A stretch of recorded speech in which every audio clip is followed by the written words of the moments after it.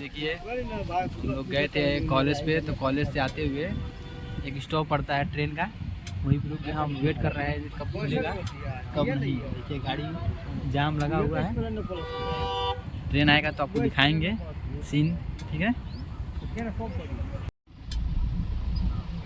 देखिए गाइस जाम लगा हुआ है और ज़्यादा देर हो गया है, कम से कम 5 मिनट होने वाला है, अभी तक ट्रेन का आता पता नहीं है। बताइए, ये देखो, देखिए गाइस ट्रेन आ रही है। कौन सा एक्सप्रेस है आप बता सकते हैं? मुझे खुद नहीं मालूम है कौन सा टाइम, इस टाइम में कौन सा ट्रेन आती है।